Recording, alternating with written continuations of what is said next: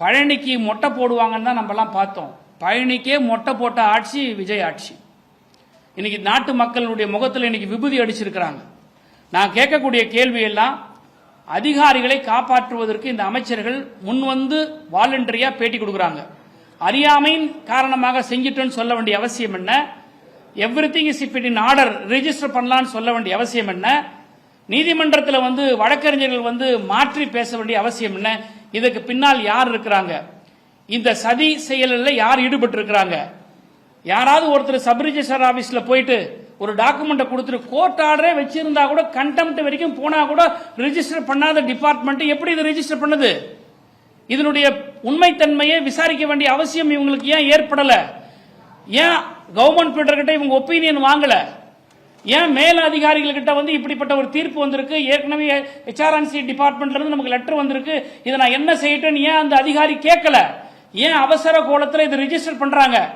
இந்த சதிகள் எல்லாம் மறைப்பதற்காக முறுக்க மோந்து பார்க்கிறவரும் புளியாதவரை டேஸ்ட் பண்ணி பார்க்கிறவரெல்லாம் இன்னைக்கு வந்து பெரிய வீராவசனம் பேசுறா. என்னமோ அவர் வந்து அரசியல் அவருக்கு மிகப்பெரிய அனுபவம் இருக்கிற மாதிரியும், நம்ம நாட்டினுடைய அமைச்சரா அவர் இருந்து மிகப்பெரிய அவருக்கு ஆளுமை இருக்கிற மாதிரி HRNC மினிஸ்டர் அப்படி விளாசுறாரு.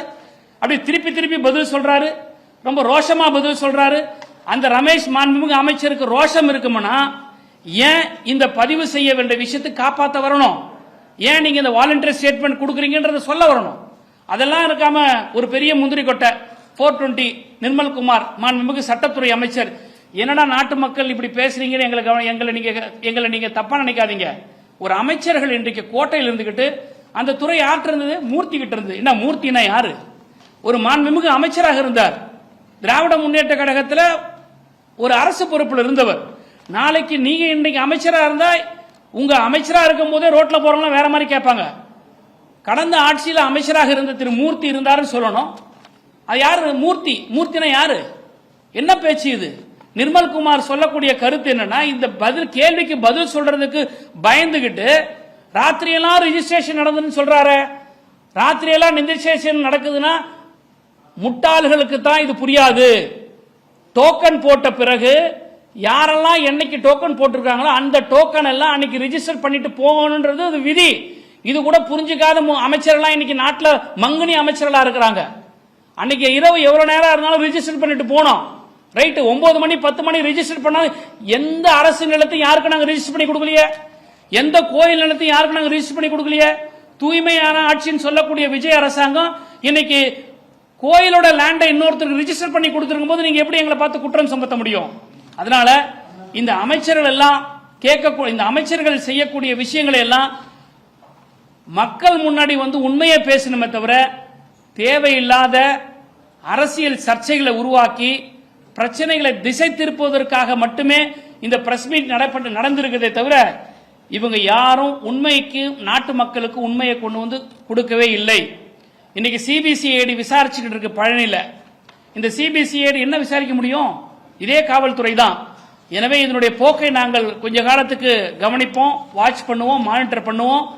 இதுல விசாரணை சரியாக நடைபெறவில்லை என்று சொன்னால் திராவிட முன்னேற்ற கழகம் இது குறித்து நீதிமன்றத்துக்கு செல்வதற்கு தயங்காது. எனவே அமைச்சர் பெருமக்கள் எல்லாம் வாயடக்கம் தேவை. நாகரிகமாக பத்திரிகையாளர் முன்பு சந்திக்க வேண்டும். இருக்கின்ற பிரச்சனைகளை எடுத்து சொல்ல வேண்டும். மக்களுக்கு விளக்கத்தை கொடுக்க வேண்டும். எது செய்தாலும் திராவிட முன்னேற்ற கழகம் என்று எங்கள் மீது அவதூறை பரப்புவீர்களானால் நீங்கள் நாற்றம் அடிப்பீர்கள் என்பது மக்கள் நிச்சயமாக உங்கள் மீது குற்றம் சுமத்துவாங்க. ஆட்டை காணும்னு சொல்லி கம்ப்ளைண்ட் கொடுக்குறோம். அந்த கம்ப்ளைண்ட் கொடுத்த பிறகு ஆடு வந்துருச்சுன்னு சொல்லிட்டு திருடனை விட்டுற கதையா தான் அந்த மாதிரி இருக்கு. இவங்க என்ன பண்றாங்க? ஜஸ்ட் லைக் தட் லேண்ட் வந்து நாங்க மீட்டோம், நீங்களா மீட்டிங்க? Court order மீட்டுச்சு. இந்த அப்பீல் ஏன் நீங்க டிலேவா போனீங்க? இன்னும் சொல்ல போனா HRNC அப்பீல் போகுது, ரிஜிஸ்ட்ரேஷன் டிபார்ட்மெண்ட் அப்பீல் போல. HRNC அதுல பார்ட்டியே இல்ல, ரிஜிஸ்ட்ரேஷன் டிபார்ட்மெண்ட் தான் ஃபர்ஸ்ட் அப்பீல் போயிருக்கணும். என்ன இவங்க சொன்ன அந்த உத்தரவு இது தப்பு, நான் இது இம்ப்ளிமெண்ட் பண்ண முடியாதுன்னு சொல்லி ரிஜிஸ்ட்ரேஷன் டிபார்ட்மெண்ட் அப்பீல் போனோம்.